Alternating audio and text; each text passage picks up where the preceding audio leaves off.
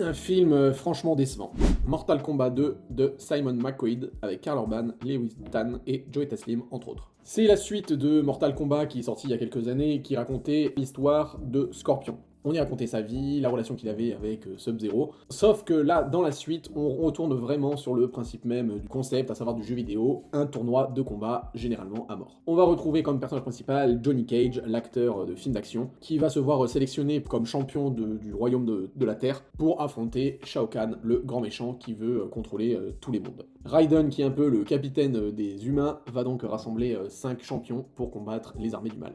Concrètement, objectivement, le film est très naze, hein. Il est même pire que le second. Le premier, en fait, je trouve qu'il y avait une sorte d'originalité à vouloir vraiment raconter une histoire. Après voilà, moi j'ai vu quand j'étais gosse les 2 premiers Mortal Kombat, j'avais kiffé, j'ai regardé en boucle. Je pense que maintenant ils ont bien vieilli et qu'ils étaient aussi objectivement nazes.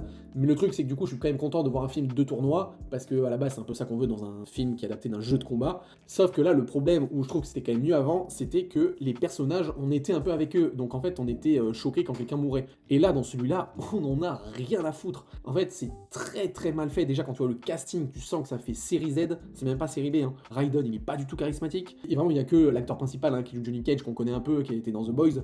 Mais même lui, voilà, ça devient un peu une caricature. Mais sinon tous les autres acteurs c'est vraiment mais très série Z. La direction artistique, les décors, il n'y a rien qui va. Déjà, 80% c'est fait avec des CGI, tu le vois, en plus c'est très mal fait, donc tu vois qu'ils sont derrière un fond bleu ou un fond vert, c'est horrible.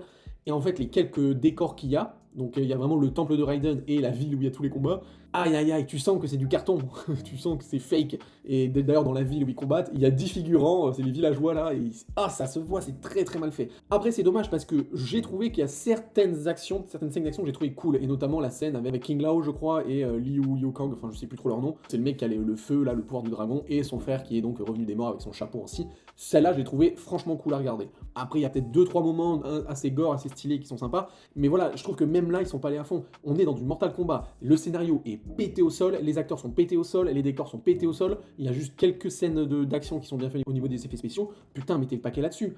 Genre les Fatalities, c'est le truc hyper connu du jeu. Là, il y en a 2-3 juste. Sinon, il y a 3 morts où ils se font juste embrocher par le pic du marteau. Enfin, c'est pas original, quoi. Quand vous allumez le jeu, vous regardez toutes les fatalities, il y a de quoi s'éclater. Il y a une scène aussi qui est plutôt sympa, c'est avec Baraka, là, le mec qui a les dents incroyables. Là, j'ai trouvé aussi un peu cool.